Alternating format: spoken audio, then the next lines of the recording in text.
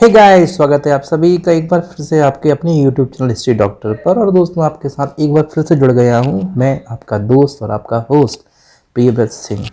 दोस्तों, आज की वीडियो में डिस्कस करने वाले हैं जो हमारा पिछला वीडियो था उसका पार्ट 2। अब आप कहोगे यार पिछला वीडियो क्या था भाई, तो ऐसे लोग जो अभी अभी इस चैनल पे आए हुए हैं तो भाई देख लो, मैं आपको बता देता हूँ कि लास्ट वीडियो में हमने क्या पढ़ा था।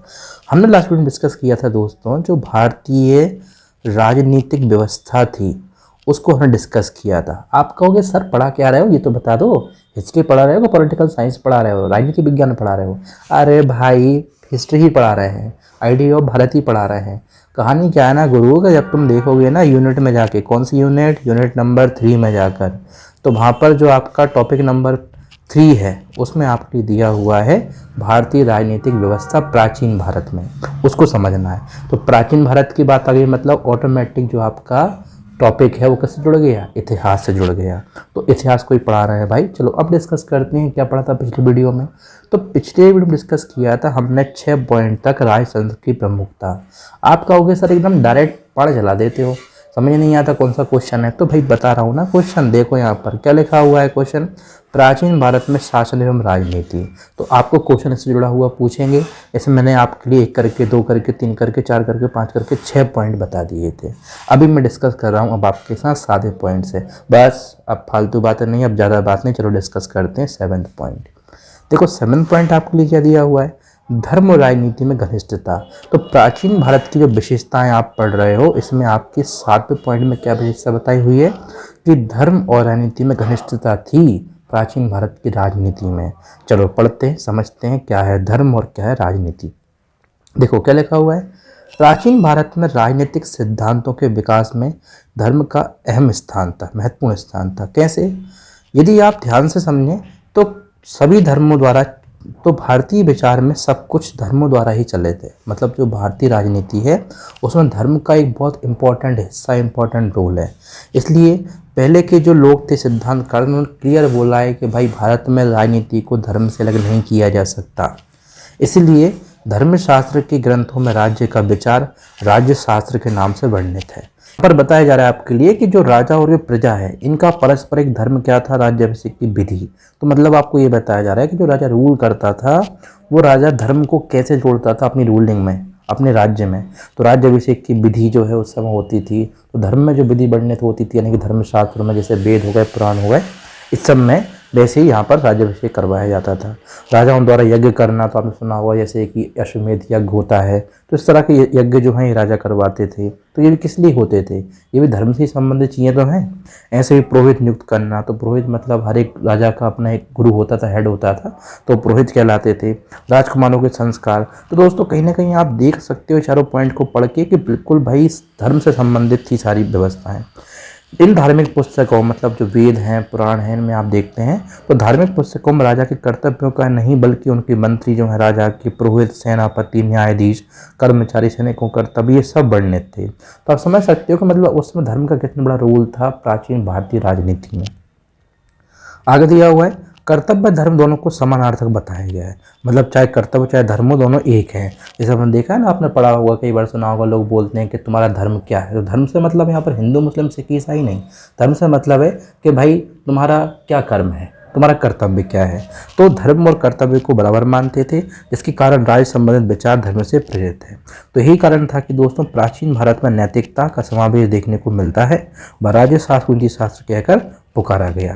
और कुछ बातें समझते जल्दी से। देखो यहाँ पे लिखा हुआ है कि महाभारत, रामायण, पुराण आदि साहित्य ग्रंथों का प्राचीन महत्व राजनीति को समझने में उतना ही महत्वपूर्ण, इतना कि धार्मिक दृष्टि से। तो बाप रे बाप, कितनी बड़ी बात बोल दी है भाई इस पैराग्राफ में कि जो रामायण, महाभारत, पुराण है ये धर्म के लिए तो है ही। धर्म के साथ साथ दोस्तों राजनीति के बारे में यदि आपको समझना है, राजनीति कैसे की जाती थी, तो भाई आपको इन ग्रंथों को पढ़ना चाहिए। महाभारत में तो आपने सुना ही होगा, जो विदुर थे उनकी नीति कितनी प्यारी थी। आगे लिखा हुआ है दोस्तों कुछ और ग्रंथों के नाम, जैसे कि बौद्ध धर्म है, जैन धर्म है। तो इसमें भी कई अन्य ग्रंथ हैं जो धार्मिक दृष्टि से उपयोगी व सार्थक होने के साथ साथ राजनीतिक संस्थाओं का भी दर्शन करवाते हैं। तो दोस्तों आपको इस पैराग्राफ से आई होप समझ में आ गया होगा कि किस तरह से राजनीति का धर्म से कनेक्शन था प्राचीन भारतीय राजनीति में। चलिए आगे बढ़ते हैं इसी के साथ 8th पॉइंट में। देखो क्या लिखा हुआ है, राजनीतिक विचारों में एकता। इसका मतलब कि जो राजनीतिक विचार है उस पर एकता देखी जाती थी हमारे प्राचीन भारतीय राजनीति में। क्या लिखा हुआ है थोड़ा समझने की कोशिश करते हैं। भारतीय राज्यशास्त्र के ग्रंथों में राज व्यवस्था संबंधी विचारों की समन्वयात्मकता प्रदर्शित होती है। मतलब जो राज व्यवस्था है उसमें एकता दिखती है। समन्वयकता का मतलब क्या है, यहाँ पर एकता है, आपको कोई कंफ्यूजन नहीं होना है। ये जानबूझ के मैंने कुछ कुछ शब्द दिए आपके लिए सो दैट आपको थोड़ा सा टफ लग सके, लेकिन दोस्तों ईजी भी आप कर सकते हो। आगे दिया हुआ है जो पाश्चात्य राजनीतिक विचार है उनमें जिस प्रकार का मतभेद दिखाई देता है वैसे हमारे राजनीतिक ग्रंथों में दिखाई नहीं देता। अब आप कहोगे पाश्चात्य राजनीतिक विचार का मतलब, अरे सिंपल सा बात है भाई, जो वेस्ट के विचार हैं। आप कहोगे वेस्ट का विचार का मतलब क्या होता है भाई?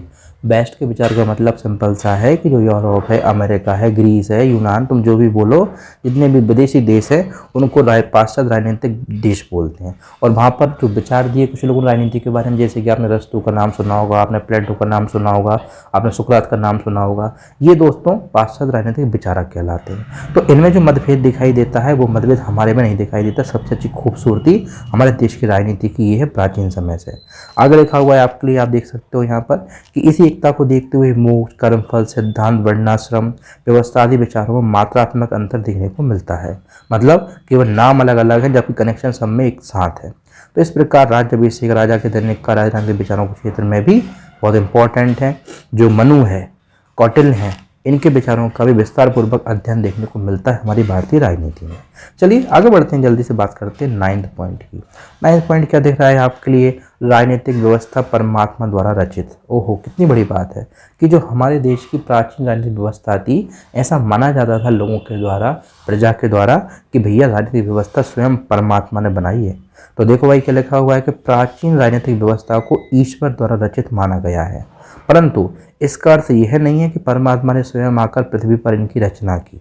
तो ऐसा नहीं सोचना है आपके लिए भाई कि ये गॉड ने बनाई है पूरी व्यवस्था, राजनीतिक व्यवस्था। नो, ऐसा इसलिए माना जाता था कि समाज के लिए लाभप्रद तत्वों की रचना परमात्मा की प्रेरणा से हुई है। तो मतलब राजा को ऐसा माना जाता था कि यह ईश्वर का अवतार है, और इसीलिए राजा का एक कर्तव्य है, राजा का एक कर्तव्य है क्या, कि समाज में जो लोग हैं उनको ज़्यादा से ज़्यादा लाभ प्रोवाइड करना। तो ये इसलिए ऐसा आपके लिए इस पॉइंट में दिया हुआ है।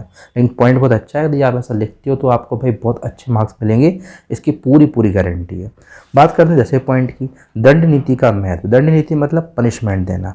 देखो क्या लिखा हुआ है कि भारतीय दर्शन मानवीय जीवन में आसुरी प्रवृत्तियों की प्रबलता को स्वीकार कर इसमें दंड शक्ति के महत्व को प्रदर्शित करता है। तो मतलब ये दिया हुआ है कि हमारी भारतीय राजनीति में केवल धर्म, एकता, ये सब ही नहीं था, ये सब तो था ही, इसके साथ साथ दंड की व्यवस्था भी थी। और जैसा कि आप जानते हो दोस्तों कि समाज में अनुशासन जब भी लाया जा सकता है जब दंड की व्यवस्था हो।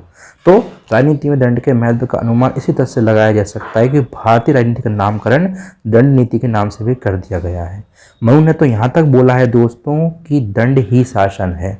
तो मतलब समझ लो भाई, जैसे कि बाहुबली में वो थी ना, देवसेना थी, कौन थी, विजयगामी थी, नाम तो मैं भूल रहा हूँ, यहाँ पर कमेंट करके बताना कौन थी। उसने बोला था ना मेरा वचन ही है शासन, वैसे ही मनु भाई साहब बोल गए कि दंड ही शासन है। तो ठीक है भाई, मान लेते हैं, पास तो होना है ना, कैसे भी करके लिखना तो है ही। चलो 11वां पॉइंट दिया है, क्या दिया है 11 पॉइंट? राजा का सर्वोपरि स्थान। ये बहुत सही बात है भाई, पहले के लोग मतलब राजा को भगवान मानते थे, मैं आपको बताया हूँ। तो मतलब 10वें पॉइंट के जैसे 11वां पॉइंट कनेक्ट करके देख लेना, ठीक है ना। 90 पॉइंट के जैसे ही ये 11 पॉइंट कनेक्ट करके देख लेना। तो क्या लिखा हुआ है? प्राचीन भारतीय राजशास्त्र की एक और मुख्य विशेषता ये कि राजा का सर्वोच्च स्थान था। सभी लेखकों ने राजा को देवी गुणों को माना है, राज्य का सार राजा को माना है। इवन कौटिल्य ने दोस्तों यहाँ तक कहा है कि राजा व राज्य के बीच कोई अंतर नहीं है। कालिदास की बात करते हैं जो एक महाकवि माने जाते हैं। कालिदास ने कहा है कि विश्व के प्रशासन का कार्यभार खुद सृष्टिकर्ता ने, मतलब ईश्वर ने, किसके कंधों पर डाल रखा है? राजा के कंधों पर डाल रखा है। यदि राज्य में किसी प्रकार की कमी रहती है तो उसके लिए दोषी केवल राजा हैं। राजा को रात दिन हर समय कार्य करना आवश्यक है। इस संबंध में महत्वपूर्ण बात यह है कि राजा को सर्वोपरि स्थान देने के साथ साथ उसे निरंकुशता प्रदान नहीं की गई। तो दोस्तों राजा को बहुत कुछ माना था, मगर ऐसे राजा जो निरंकुश शासन करते थे उनकी लंका भी लगाई गई थी जनता के द्वारा। तो इस बात को भी आप समझ लीजिए।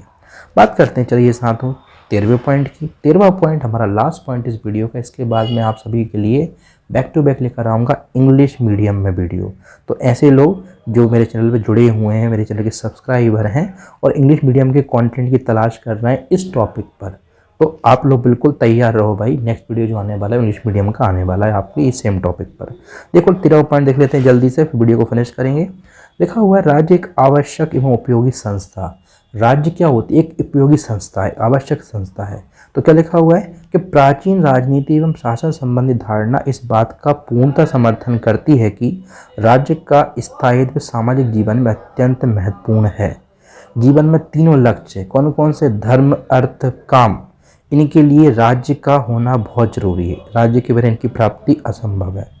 भारतीय राज व्यवस्था में तो राज व्यवस्था ही सर्वोपरि है, जिसके नष्ट होने पर क्या हो सकता है? समाज बिखर सकता है। जैसे कि आप आज भी देख लो, अगर गवर्नमेंट ना हो तो कितनी सारी समस्याएं हो सकती हैं। जो रोज़ की आप न्यूज़ देखते हो ना, वो न्यूज़ इतनी बढ़ जाएंगी दोस्तों कि आप मतलब आपके कान बंद करना पड़े। इतनी बोल सकते हैं कि परेशानी होंगी, जगह जगह हम बोल सकते हैं वायलेंस होगा, हिंसा होगी। तो जरूरी है सरकार का रोल, गवर्नमेंट का रोल।